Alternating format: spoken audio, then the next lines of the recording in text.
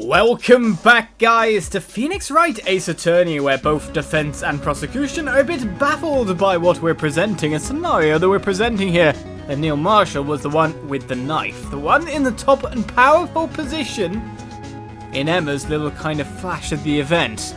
Let's continue onwards, though, and see what else we can, well, unravel from this. With just all our, pointing and all that. That's true, what's going on here?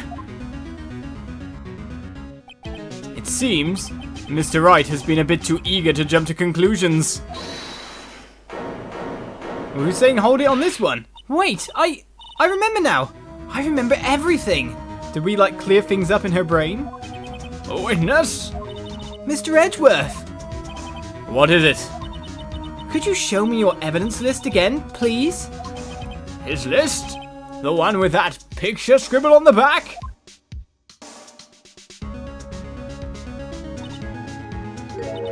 I knew it! This picture. I'm the one who drew it. What? You drew that? That's right. The list wasn't torn in half at the time I drew this picture.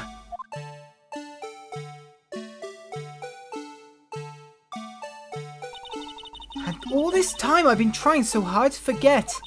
I must have locked this part away deep inside me. Perhaps it would be best if we added this to the witness's testimony. Would you please tell us what you've recalled, Miss Skye? Yes, Your Honor. First the knife mix-up, and now the blue badger? This should be interesting. As we get Emma's recollection. A new testimony for us to divulge. When I saw that man raise his knife, I panicked and rushed toward both of them. I think I knocked away the man with the knife. Just then there was another flash of lightning, and that's when I saw the blue badger. He wasn't in the room, but I'm sure I saw his shadow. Well, this is obviously wrong because he didn't exist. This is certainly most unusual. Objection! Try impossible. The chief of detectives hadn't even designed him until this year. That would mean he didn't even exist 2 years ago. Yes, well, the defense may now begin its cross-examination. Stop, please! Don't pursue this any further! Lana! What's the meaning of this? Please remain seated in the defendant's chair. But you can't do this! I've already confessed to the crime. Why can't you just leave it at that? Chief Prosecutor Skye. We've already come this far. It's too late to turn back. Silence! The defense will now begin its cross-examination. Bailiff, please detain the defendant. It seems we're finally getting to the core of the matter. So, Lana doesn't like what we're saying or what we might reveal, so I can see where this is going. A certain revelation we had with Dick Gumshoe in a certain office. And I saw that man raise his knife. Hold it! When you say that man, I assume you refer to Joe Dark? Yes, at least I think it was him. You think? All I could really see were shadows.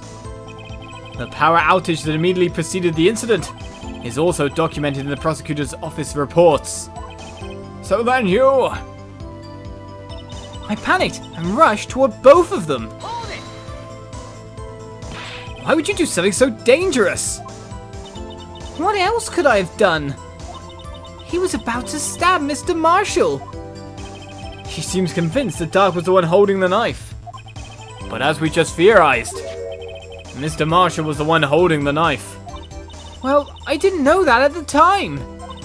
When that Dark guy knocked me down, all I could think was, I've got to help that other person. I think I knocked away the man with the knife. Hold it! What do you mean, you think? It all happened so fast, and I was in shock.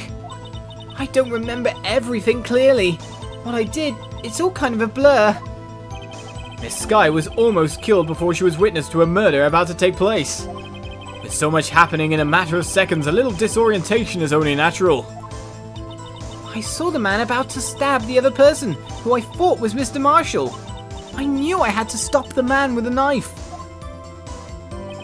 What you did was very brave, young girl. So then, what happened next?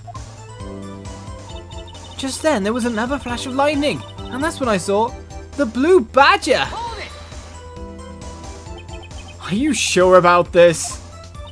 Of course. See? I even drew a picture of him here.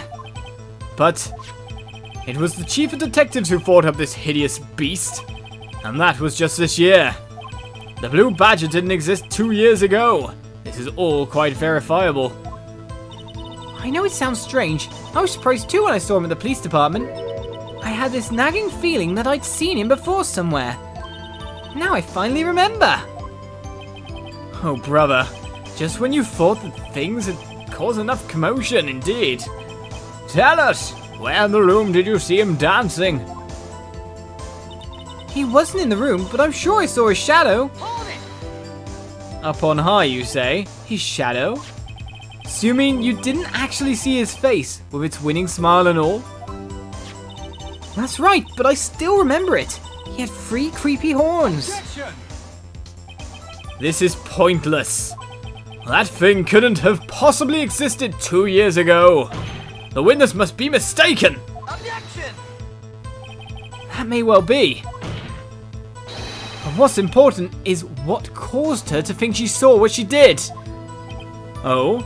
And I suppose you have an explanation? If so, then by all means, please tell us what this shadow really was. What was it Emma saw when that lightning flashed? Who is this blue badger really?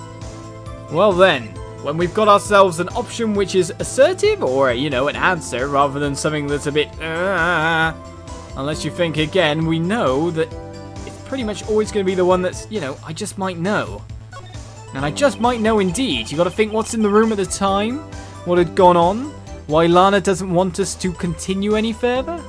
These kind of things all point to something. The blue badger hadn't even been dreamt up when Emma drew this picture. Yet she's certain she saw its shadow. Ladies and gentlemen, it is the defense's belief that on that fateful day 2 years ago, there indeed was something that looked similar to the blue badger. Something that is now sitting in this very room. Mr. Wright! In this room? Very well, Mr. Wright. What is that the witness saw in that instant? What is it indeed? Please show us this mysterious blue badger look-alike. Well, it's obviously not the blue badger. But if we scroll this way, we might find our answer here. Or more to the point, our answer is in part in this photo here. Things being noticed. In fact, that photo tells a million tales. And they very much want to highlight certain parts of it as well, if you look at it. What the blue badger probably was is this weird, unstable jar. Though, positioned kind of higher in that picture that she drew, I'm pretty sure it's this. The mysterious blue badger was in fact this. But that's... what exactly is that? I believe it's some sort of jar. But Mr. Wright, that doesn't look anything like the blue badger. Indeed it doesn't. As it stands now, it's just a plain jar. However, what if we were to change our viewpoint? Our viewpoint? I've got to show them the correct angle to look at this from. The blue badger angle, eh?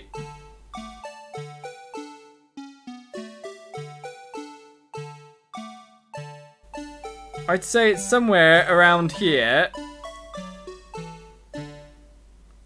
Kind of like that, isn't it? Or actually, we'd have to rotate it a little bit. Let's just move it around like... more like that, maybe? How do I make it so it's that angle? So you can see all 3 points at the top.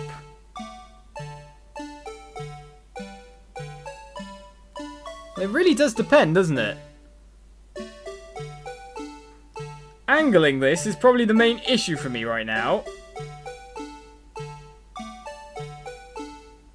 I mean, it's got to be this.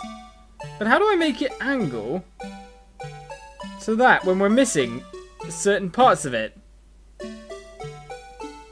Because one part isn't jutting very far, and the rest are. Personally, I think it's like just that kind of angle, really. Wouldn't you say? Take that! This isn't right. I've got to make it more look like the badger. Yeah, I do. Allow me to remind the defense's case hinges on the witness's drawing. If Mr. Wright can't match the shape the witness drew, we cannot accept his claim. I want to find just the right angle. Maybe I should rotate it vertically a bit more? Or horizontally? More the point, this gives me a time to just check the actual picture itself, doesn't it? So it's from that angle. But one of the handles got snapped off. That's our problem. It's less easy to make it look like it. You can do it! I've got to show them the correct angle to look at this from. I know!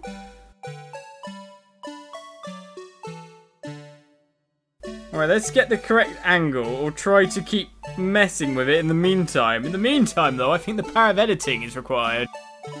So I've ended up choosing this angle of all the angles, going against the handle here, which is broken, so we can't possibly make it with that. I've decided to choose to use the base instead, because it looks a lot more like it, that's for sure. So let's present and keep going forward. And it does work. It does work. Brilliant. So my mind isn't going crazy. Well, is this a miracle or what? Indeed it is. No one can possibly deny this jar's resemblance to the blue badger.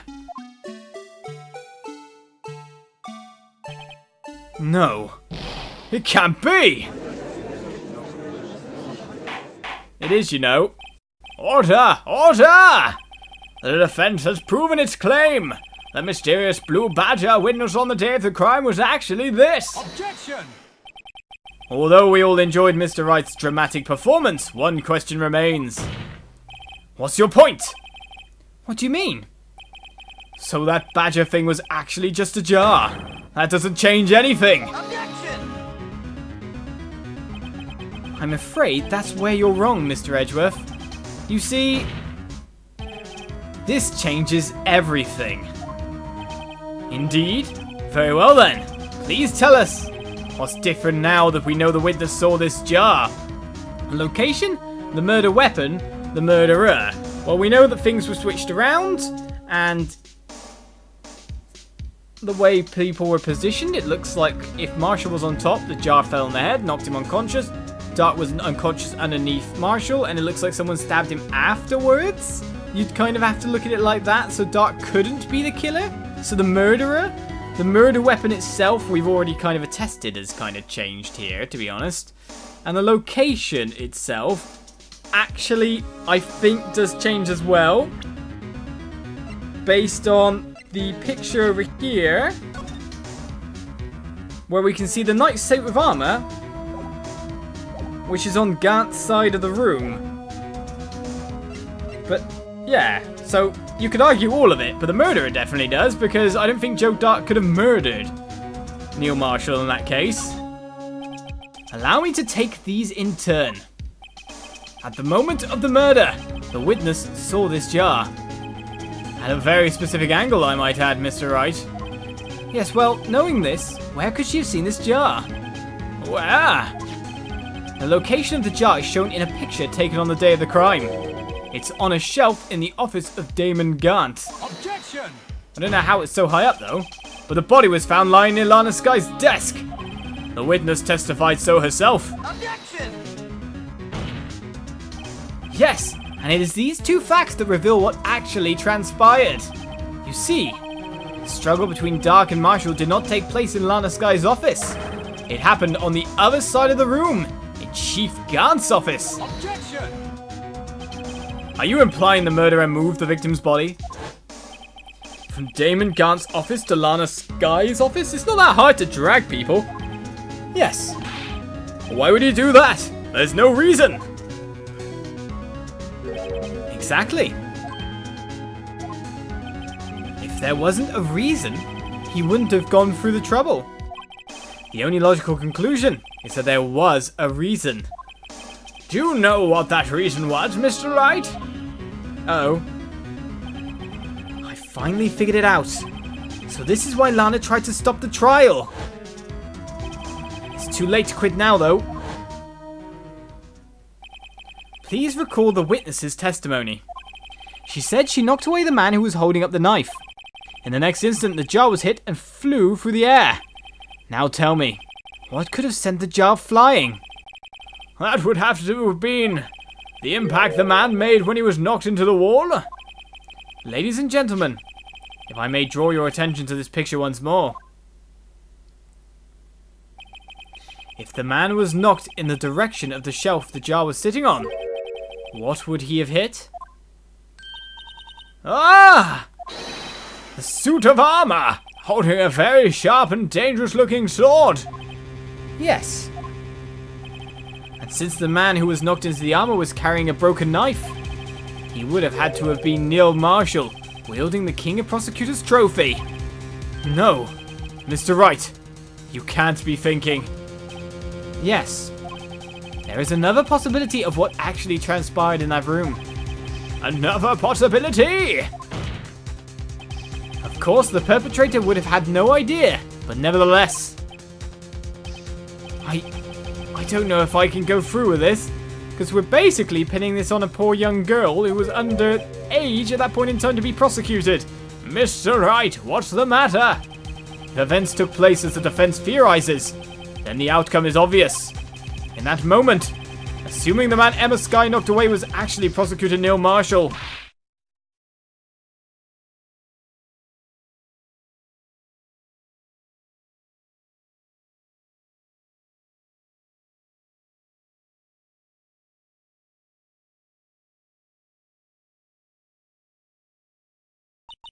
You mean Mr. Marshall died because of me? No!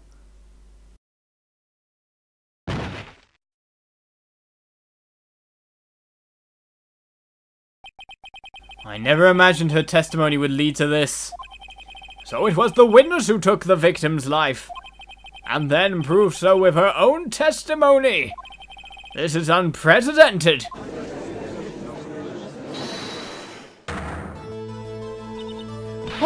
What are you saying? I'm sorry, Miss Skye, but given the circumstances, Joe Dart murdered Prosecutor Marshall. How can you think it was Emma? How dare you try to pin the crime on her?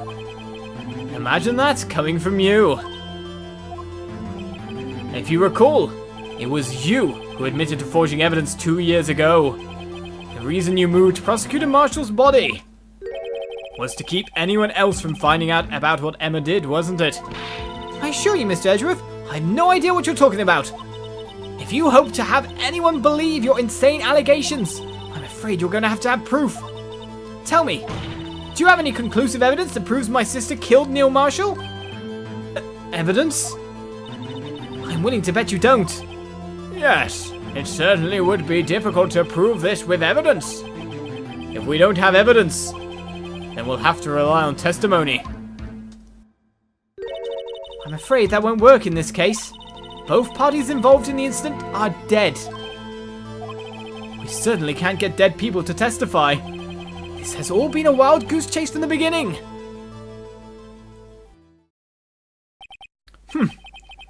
Touche, Miss Skye. Of course, that only leaves us with one possibility. You mean there's still another possibility? What do you mean, Mr. Edgeworth? I mean, the possibility that the victim has left us a message. For better or for worse, Mr. Marshall did not die instantly. He may have left behind the name of the person who took his life, in one manner or another. That's impossible! Well, Mr. Wright, this is the only possibility left to you. A message from the deceased. Does such a message exist? I've got to think back to the court record. The real murderer's name that the victim may have left behind is in the evidence or doesn't exist. I guess we'll have to find out next time, but I'm pretty sure we're going to be going within the evidence, for there were certain things hidden away. That's for sure. That's for sure. This message from the deceased is already in our possession. So says Phoenix. So says I. So tune in next time for Phoenix Wright Ace Attorney, and we'll find out what that is. Bye-bye.